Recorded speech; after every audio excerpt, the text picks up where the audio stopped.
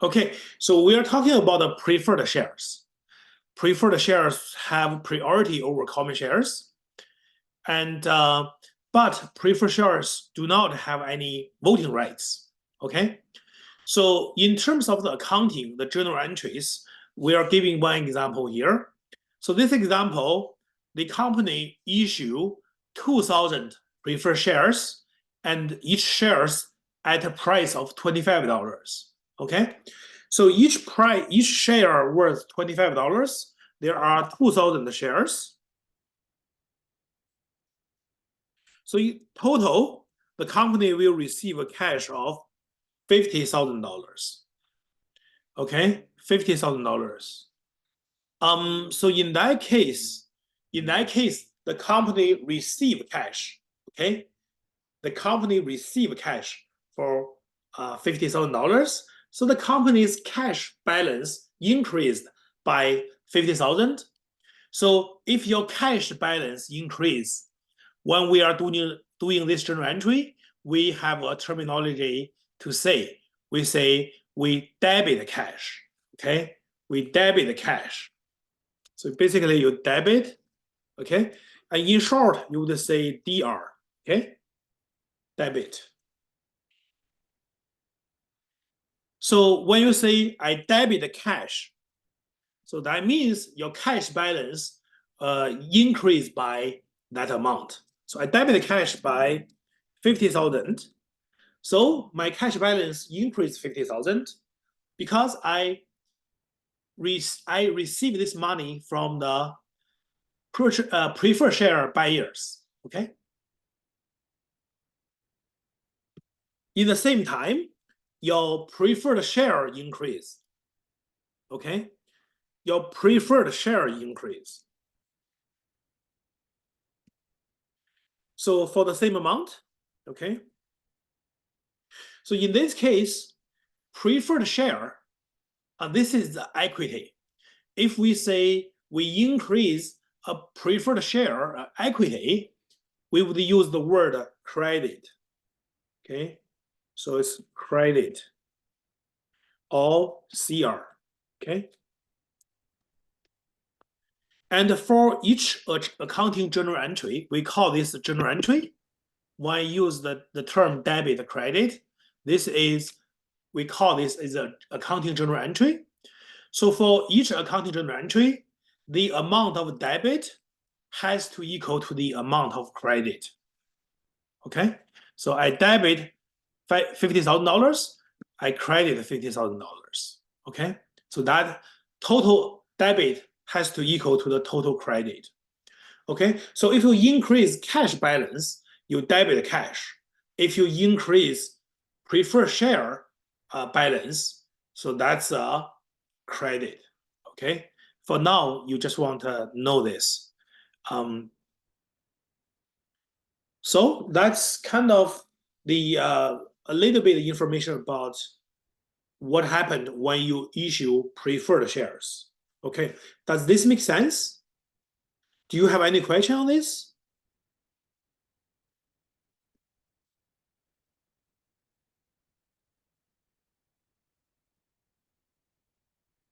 Anyone have any question?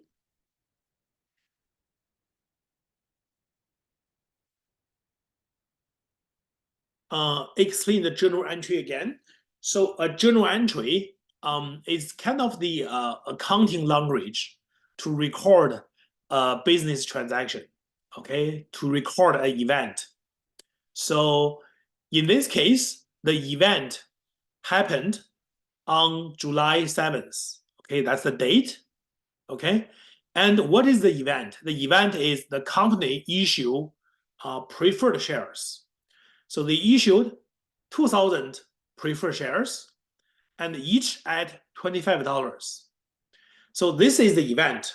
Now, how are we going to use accounting language to record this event? We call that record of an economic event as an accounting journal entry. Okay. So for accounting journal entry, you would have a date, right? The date happened is on July 7th. And you would have debit and credit, okay? We're gonna learn more about this, but for now, I just want you to know if that event increase your cash, you're gonna debit the cash. If that event decrease your cash, you're gonna credit cash. Okay? And on the opposite, okay, on the opposite, for the preferred shares, okay, this is the equity. For the equity account, if you increase that account balance, you go credit. If you decrease that account, you use debit. So it's the opposite to the cash, okay?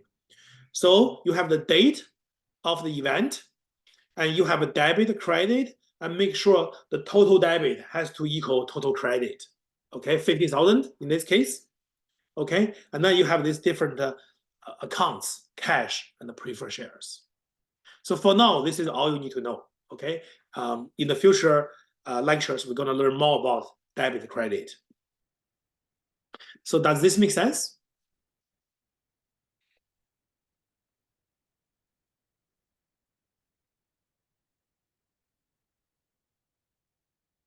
Okay, so if this makes sense to you, give me a sum up. I will say 1, 2, 3, and then you give me a sum up, please. 1, 2, 3.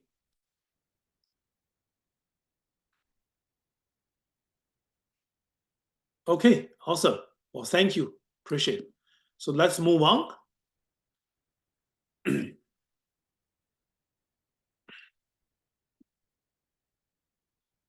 Provincial features of preferred shares.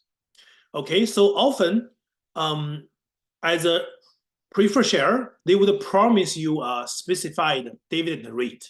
Okay, let's say we'll say every year I'm going to give you 4% dividend. Okay, so what does that mean? Okay, so that means every share will receive, the 4%. Okay, so let's say I, as a preferred shareholders, I invested $100 to buy the preferred share of the company. If the preferred share promised me a 4% of dividend rate, that means I will get $4 at the end of the year as a dividend. Okay, as a dividend. So that's what we talk about. Preferred shares, they could promise you a specified dividend rate, okay, but not the common shares, not the common shares. Another preference is preferred shareholders must be paid dividends before any dividend paid to the common shareholders. Okay, so if the company declare the dividends to the shareholders, who will get the dividend first? Is the preferred shareholder. They get the dividend first. Whatever left will be distributed to the common shareholders. Another terminology is called a cumulative. Okay, cumulative. So what happened is the company, okay, the company will make a decision whether they are going to declare a dividend. Okay, so this is a decision made by the board of directors of the company. So in their consideration, do they have excess cash? If they have more money, more cash, and they have no use of it, they cannot use the cash to do another investment. So they just have a bunch of cash on hand, right? A surplus of cash on hand. So then the company, the board of directors may make a decision, okay, let's return this cash to our shareholders. And then they will make a decision and they will make an announcement telling people that, okay, this year, our company is going to pay dividend to the shareholders. So that is called dividend declaration by the board of directors, okay? So normally, if the company does not declare the dividend, okay, the company does not owe anything to the shareholders. As soon as the company made an announcement, that's the time the company owe the dividend money to the shareholders, okay? So, but for preferred shares, it could be cumulative. What does that mean? Okay, cumulative mean even if you didn't declare the dividend, okay, I'm still entitled to that dividend.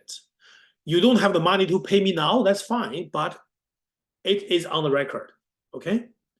So for example, people invested $100 to purchase preferred share, and this is the cumulative 4% dividend rate.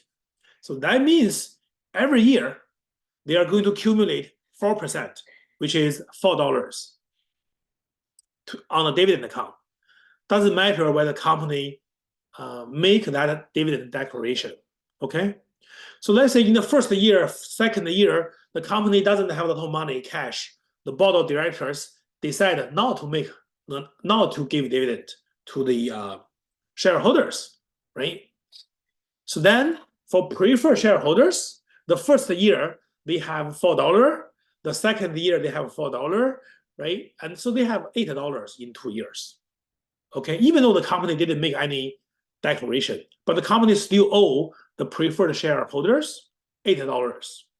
If this preferred shares dividend is cumulative. Okay, and then you may ask, what if that preferred shares are not cumulative? If they are not cumulative, then the preferred shareholders won't get any dividend unless the company will declare the dividend. Okay, so that's a kind of a very interesting feature for the preferred shares.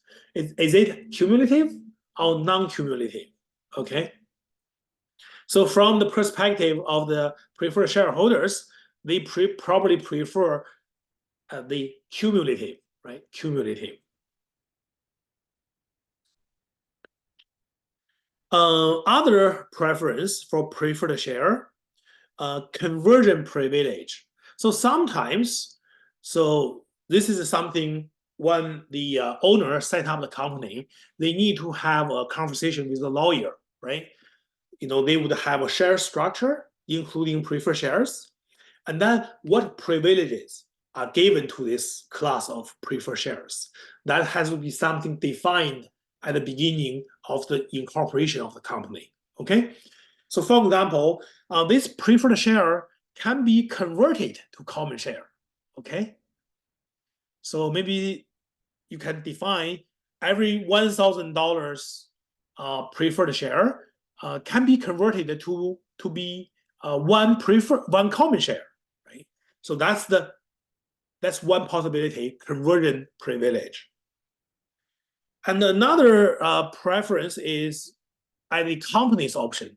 We call it redeemable or the word callable. So if the company can redeem it, the company can call on it. That means when the company is ready, company will say, guess what? I'm going to redeem these preferred shares, which means I'm going to buy those shares back from you. Okay, so we use it as redeemable or callable. So this is purely at the option of the company. Okay, and also just in parallel, the shareholder, okay, can also have an option called retractable. That means shareholders can demand the money back anytime they want. Okay, so the difference between redeemable, callable is the company have the right to redeem the shares at any time they want. The retractable is the opposite direction. Retractable means the shareholders have the right, privilege, to demand the money back anytime they want. Okay? So that's the difference. So just to summarize, the preferred shares have some unique features that the common shares may not have. So for example, preferred shares may specify a dividend rate, okay? And they have the priority to receive dividends before the common shareholders. And the preferred shares can be cumulative or non-cumulative. Preferred shares can be converted to common shares, okay?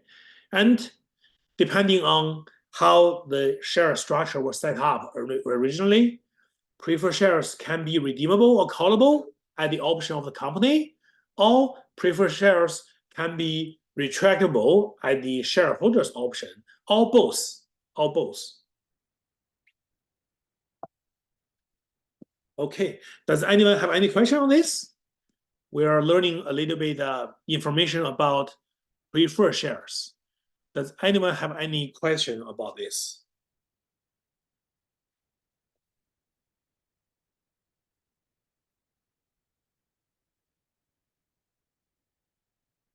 No, nobody have a question?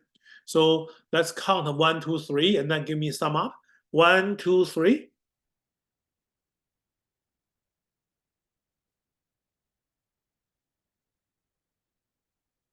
Okay, very good. Thank you.